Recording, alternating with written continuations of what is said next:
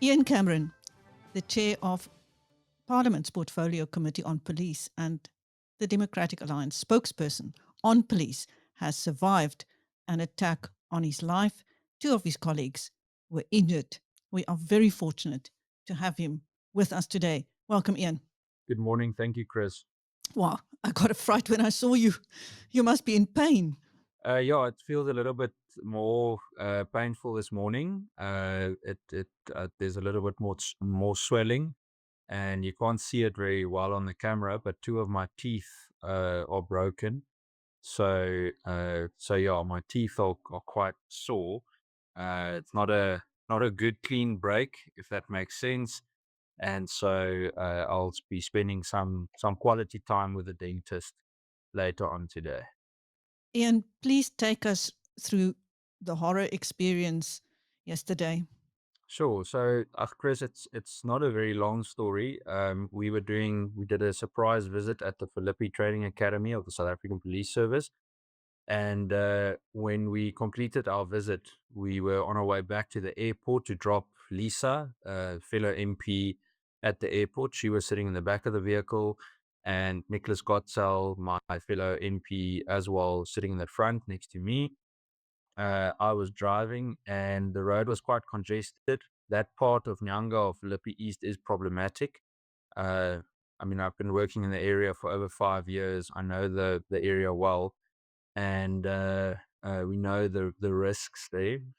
Um, yeah, and the traffic started piling up. Municipal Bucky from City of Cape Town stopped next to us, and while they're working, well, no, not the one worker, one of the drivers said to us, "You guys really need to be careful here." And I said to him, "No, we know. We've been here before." And Lisa just said something doesn't feel right. And when she said that, obviously you immediately are even more alert.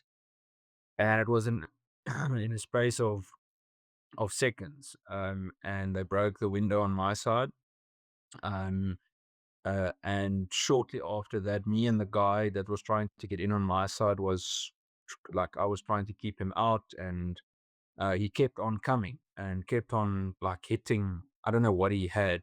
I'm guessing it was another brick, but the brick that he broke in with was already inside the car. It was on my lap. And then uh yeah, I was pushing him away, and then I just heard another shot on the other side, not a gunshot, just a noise, a loud noise. Looked around, and they had hit Nicholas on his head, very, very bad wound. He was just covered in blood. His whole face was covered in blood, his clothes was covered in blood. And at that very moment, they hit Lisa's side as well. So there were two guys trying to get in on that side. Um, yeah, Nick fell down to his lap with his head, and uh, obviously I tried to defend us with what we had, and we managed to escape. But it was quite a scary experience. They just kept coming. It was like nothing would scare them off. I mean, we all threw punches and were fighting back, and they never managed to steal anything, but they were very determined to get into the vehicle. At what stage did you get to your firearm? So I probably when Nick dropped down to his lap, um, uh, I knew that it was, and that's the only opportunity that we had. They kept coming, and Nick was definitely losing a lot of blood. And yeah, at that stage, from what I recall, leant over, reached for it, I pushed him down, and then did what needed to be done. Um, and that was it. Then we sped off to the closest petrol garage, and at the petrol garage, we uh, parked in a way that we could still see any oncoming threat because it was still close by. So we were scared that they would come back. And we then immediately started calling for emergency services help. Lisa spoke with Crisis on Call to arrange the medical emergency services. So there was a really good response from both ER24 and Metro EMS. Metro Police from the City of Cape Town reacted very, very quickly, and local SAPs, Philippi East SAPS specifically, and Nyanga SAPS were phenomenal. They were very, very quick. And then specifically City of Cape Town Metro Police and also CPI, the private security company, also came through.